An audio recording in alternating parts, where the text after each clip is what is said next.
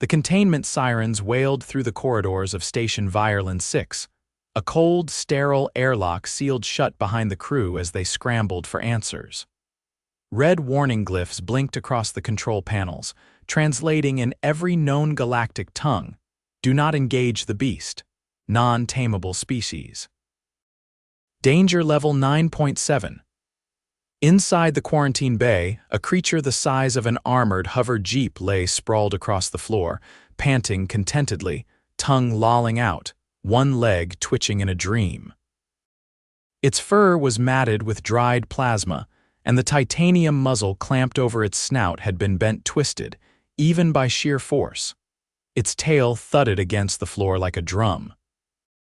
Commander Arvok, the longest-serving security tactician of the Yelrexian Accord, stood a safe 20 feet away, holding a plasma pike that hummed with enough energy to melt a steel hatch.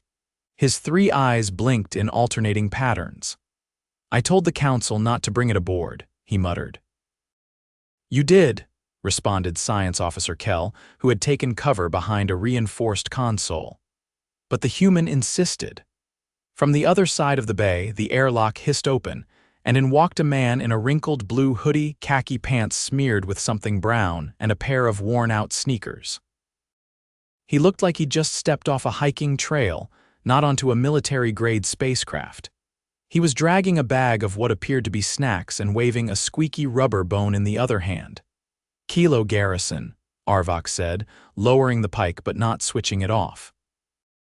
"That thing destroyed 3 containment drones, breached the reinforced gate, and bit through a sensor array rated for meteorite impact. It is untamable." Kalo looked confused. "You mean Moose?" "Nah, he's just cranky when he skips breakfast." The creature raised its massive head at the sound of its name. Its ears perked up, and upon seeing Kilo, it bounded forward with seismic force, tail wagging. Arvok flinched, Kell ducked, and Kilo dropped the snack bag just in time to catch the full 50-pound pounce to the chest. He hit the floor with a grunt, Moose standing over him, licking his face. "Down, buddy, you're drooling in my ear." "He responded to a command," Kell whispered. "He responded to his command," Arvok corrected. "That doesn't mean he's safe." "I dunno," Kilo said, pushing Moose off him with some effort. "He's a big softy, just needs structure, and snacks." Kell stepped forward cautiously. "That thing is not even from Terra. It's fused with Zarnik's DNA, mutated beyond normal canine form. It's not a dog anymore, it's a bioengineered predator." Kilo opened the snack bag and tossed a dried meat stick into the air. Moose leapt up, snatched it midair, and landed with a thud. "He still loves jerky." "That's gotta count for something." The Council had summoned Kilo from Earth 6 rotations prior. He was flagged in the interspecies registry as exotic fauna specialist, though no one had expected him to show up with a backpack duct taped together and a pet carrier that was leaking glowing saliva. The beast-designated specimen, XZ-443, had been recovered from a failed ARC ship, half submerged in the methane oceans of Gliese 12C. The ship's logs hinted at genetic experimentation. The only survivor was the hybrid canine. "No one could get near it without losing a limb," Kell said, still watching Moose with a mixture of awe and disbelief.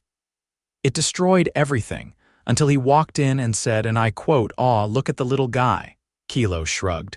"He was scared. You ever been scared? You chew through stuff." "I chewed through my retainer when I was 10. Same principle."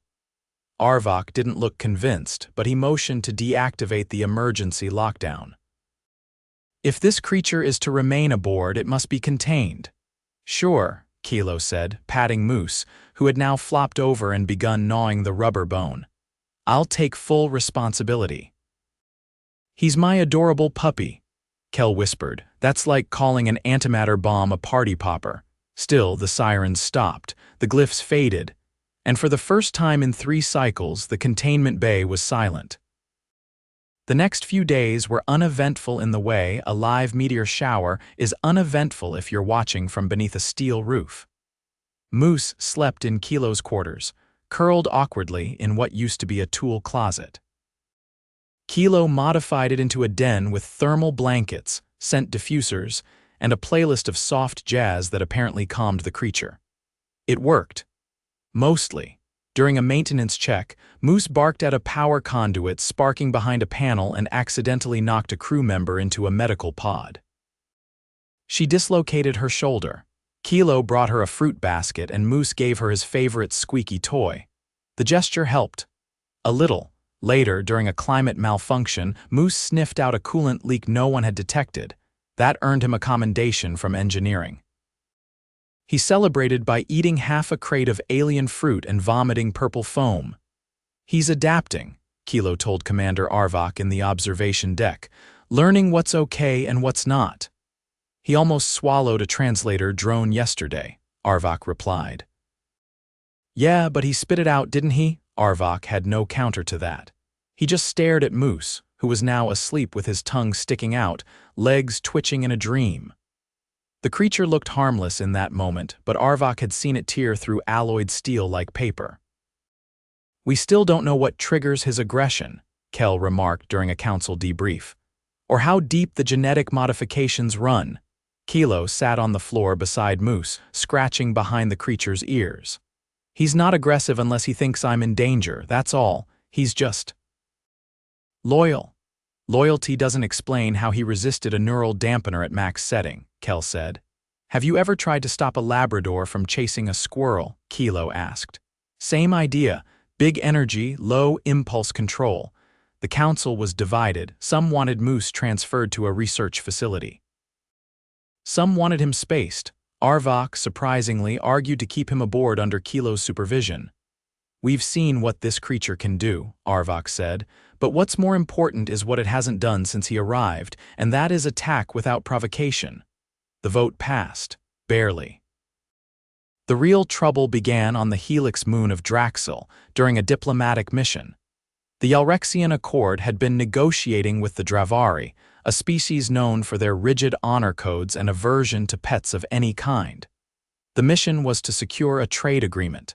Kilo was not meant to be there. But Moose had separation anxiety, and Kilo had underestimated how long the meeting would take. The moment Moose realized Kilo wasn't on the shuttle, he broke through the hatch, galloped across the landing bay, and leapt into the diplomatic chamber mid-negotiation. Dravari guards activated their staves. Moose growled. Kilo ran in barefoot, still chewing a protein bar. Don't threaten him, he shouted. He thinks you're going to hurt me. One of the Dravari aimed his weapon. Moose lunged. The room descended into chaos. By the end, 3 guards were bruised, 1 table was splintered, and a ceremonial flag was torn in half. The Dravari were furious. But then something strange happened. Their Grand Minister approached Moose, who was now sitting beside Kilo, ears back in apology. The minister knelt, extended a hand, and Moose leaned forward to sniff it.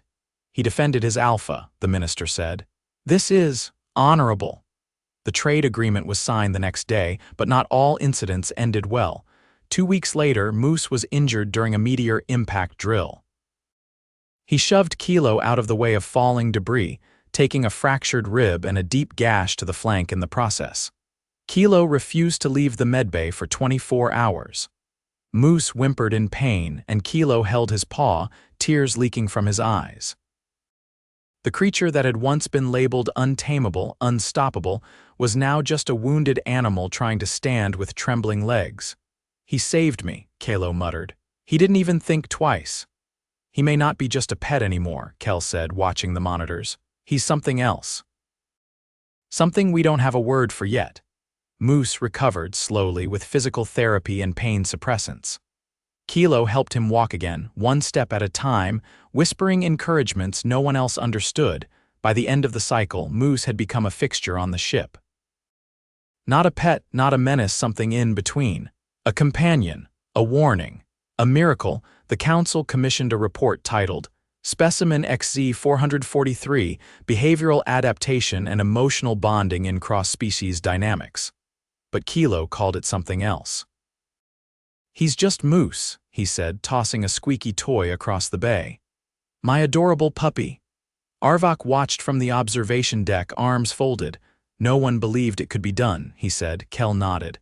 And yet, here we are. Moose caught the toy midair, tail wagging like a turbine. The smell of antiseptic clung to the air in the auxiliary medbay. The main infirmary was still undergoing reconstruction after a coolant pipe accidentally dislodged by an enthusiastic tail burst directly into the central diagnostic core. Kilo sat cross-legged on the floor, tracing circles on the polished tile with his finger, while Moose snored faintly under a heat lamp calibrated for his metabolic irregularities. A thick bandage wrapped around his midsection, slightly discolored by a blue-green fluid that didn't match anything from Earth. "You're not even supposed to have that color inside you," Kilo muttered, glancing at the chart clamped to the wall. "From the opposite side of the room, doctor." Vel, a Vayari physician with translucent skin and a halo of floating sensory nodes, adjusted the scan readouts. Her voice buzzed through her translator in gentle layers, like someone speaking underwater through a violin. "He is stable. Cellular regeneration is occurring at a rate we cannot replicate with our own tissue synthesis programs." "I didn't ask for a science lecture," Kilo said without looking up. "I asked if he's in pain." Vel approached cautiously, her movement a slow glide more than a walk. "Pain receptors behave unpredictably in his neurology. It is difficult to quantify. We administered a localized inhibitor, but he may still experience residual discomfort though he does not display behavioral signs of distress." "Yeah, well," Kalo said, wiping his nose with the back of his wrist. "He hides it better than I do." The room fell quiet. Moose's breathing hitched once, then settled. A nurse drone hovered by the ceiling, adjusting the ambient temperature by a fraction of a degree. Kilo shifted his weight. "You know, when I found him, he'd been eating plastic insulation because he thought it was food, didn't growl at me, didn't run. Just sat there chewing on a cable and wagging his tail like an idiot." Dr. Vel tilted her head. "You bonded immediately," he laughed under his breath. "I thought he had brain damage. Turned out he was just happy to see someone." The door opened with a hiss. Arvok stepped in, his uniform damp from recent field inspection.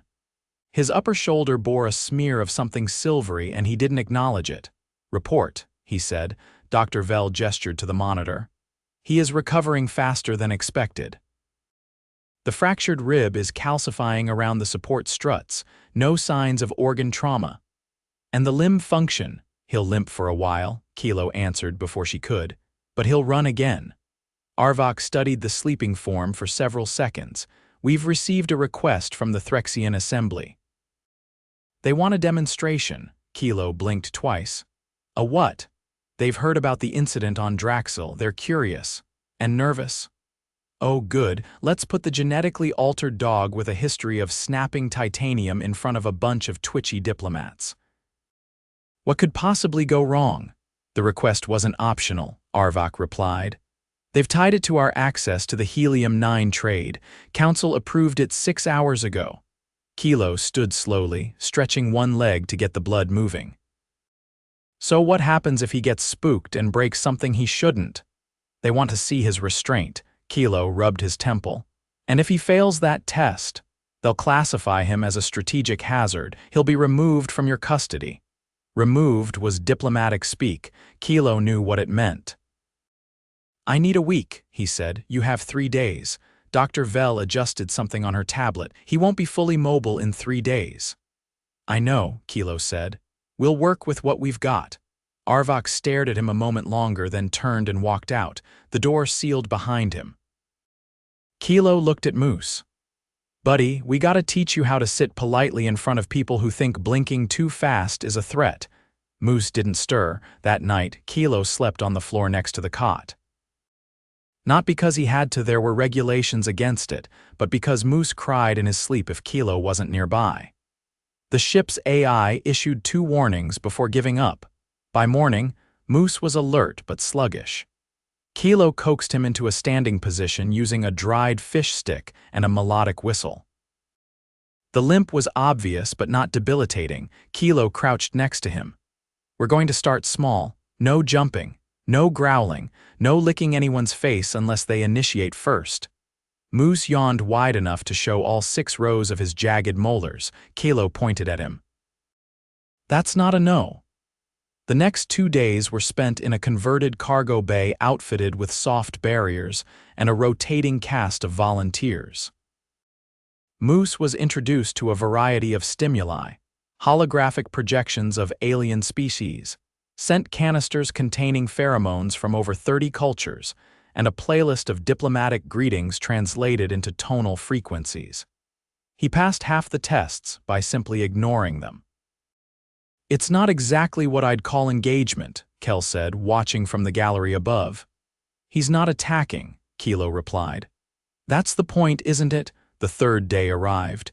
The Threxian delegation docked precisely at 4th rotation. They wore iridescent robes that shimmered with their internal bioluminescence, and each carried a ceremonial staff embedded with living crystal organisms that pulsed in rhythm with their heartbeats. The demonstration was held in the Arboretum, a neutral space with natural lighting and plenty of exit points. Kilo stood in the center, Moose at his side, tail still. The Threxians formed a semicircle, their expressions unreadable to anyone without a background in insectoid facial deconstruction. One of them stepped forward. Taller than the others, with an extra set of sensory antennae, he carried a small box. This trial shall assess control, obedience, and emotional stability, he said. A hatch opened beside him and a drone released a moderate electric pulse across the floor, a simulated threat. Moose twitched but didn't move. Good, the delegate said. Next, a hologram of Kilo appeared, surrounded by simulated fire. Moose's eyes locked on it, his muscles tensed. Kilo laid a hand on his back. It's not real, he whispered.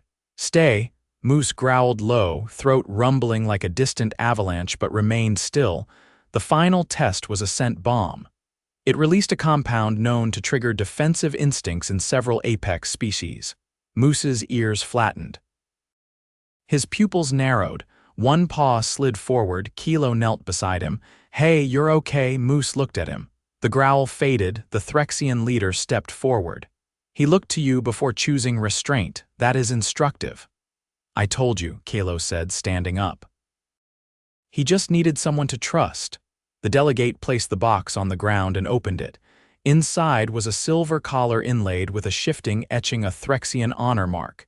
He is to be acknowledged as a bonded partner, not a creature. We extend symbolic citizenship. Kilo blinked. Wait, you're giving my dog a passport. It permits him presence under Threxian jurisdiction. It is not transferable. Moose sniffed the collar, then sneezed on it. That night, Kilo returned to his quarters, Moose limping beside him.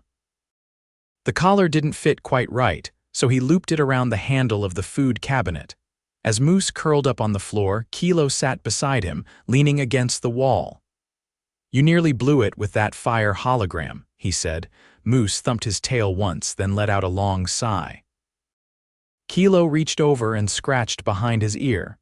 You're gonna be fine, just stop licking ambassadors. Moose chuffed softly outside. The stars shifted past the viewport, indifferent and endless. But inside the small room, 2 beings, one engineered, one just stubborn, had managed to thread a needle the galaxy thought was unsewable. And for now, that was enough. The cafeteria on Deck 12 had never hosted a formal gathering before. It had functioning light panels, an uneven floor grate, and a faint smell of overcooked seaweed protein that no amount of filtration ever fully removed. Still, the space had been cleared, tables rearranged into a wide arc, and a floor mat brought in to accommodate the guest of honor, who now lay curled at the center, tail flicking lazily. Moose wore a modified harness with passive biomonitors and a blinking locator tag installed after the council decree. He didn't seem to mind. He was too focused on the bowl in front of him, a mix of rehydrated livestock cubes and something that glowed faintly green, which Kilo claimed was just for flavor.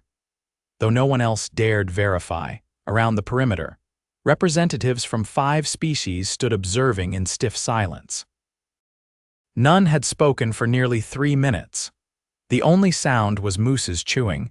Kilo leaned against a support strut, arms folded. I know this isn't what you'd call a traditional debrief, but he does better in relaxed settings. A short, violet-scaled envoy from the Inari collective turned toward him, eyes blinking vertically. This is informal to the point of insult. I gave him a bath, Kilo said. That's more than I do for myself most weeks. Let's not pretend I'm phoning it in. An older Yalrexian in ceremonial armor stepped forward, holding a data slate. His vitals have stabilized, but the behavioral thresholds in your last report suggest residual volatility. Explain the discrepancy. I changed his diet, Kilo said. Took out the synthetic starches, they made him twitchy. From the back, someone exhaled sharply through a nasal filter. You're telling us that a biochemical anomaly in his temperament was caused by fake corn, Kilo cut in. Yes. It messes with dopamine regulation. You'd be amazed how many problems clear up when you feed something what it's supposed to eat. The room went still again.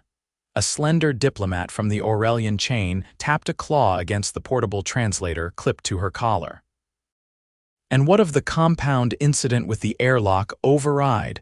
That was not food-related. He was trying to reach me, Kilo said. I left engineering without telling him. He freaked out. The override was a fluke. He triggered a failsafe designed to resist explosive decompression. Kalo looked at Moose. Well, he's got strong paws. The silence fractured when a new figure entered not announced, not expected, tall and draped in a lattice of living moss, with 6 jointed legs and a mouth that pulsed between words. The delegation moderator from the Athena system, known more for negotiating planetary evacuations than attending interspecies pet tribunals. She clicked twice before speaking. This creature exhibits a complex emotional dependency. Fascinating, unwise. Kalo straightened. He's not dependent. He just cares. The moderator tilted her head. You equate emotional fixation with care. I equate trust with care. He doesn't react to everything, he reacts to what matters. The Inari delegate interjected, and if the creature misjudges what matters, then I step in, Kalo said. Because he listens to me. The moderator approached Moose, her feet silent against the metal grate. She crouched, extending a tendril of moss. Moose sniffed it, blinked, and gently placed his chin on her forelimb. She froze. After 3 seconds, she withdrew without incident. One of our elders encountered a nesting krillbeast on Vayar 4, she said. It tore through their envoy ship. The reports were unclear, until now. Kilo raised an eyebrow. You think Moose came from Vayar 4? We think he came from something that didn't survive Vayar 4. Kilo rubbed the back of his neck. Great. So what's the protocol when your rescue mutt turns out to be a descendant of space death incarnate? The moderator stood. We observe, we document. And if the risk outweighs the uniqueness, we intervene. Moose sneezed, startling a nearby Cherak diplomat into knocking over his cup. Kilo stepped forward. Look, I get it. He's big, he's different, and he doesn't fit into your boxes, but you've seen him. He's not just some rogue weapon.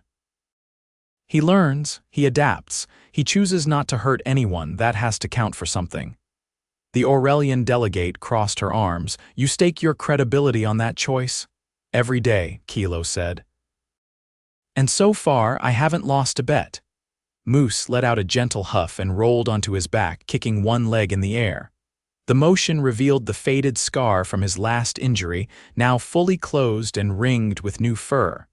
The moderator turned to the others. If there are no further objections, we may close this review.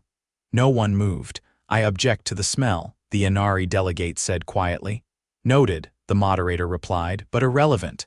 The group dispersed slowly. Some nodded in Kilo's direction, others avoided eye contact entirely. Only the Yalrexian lingered.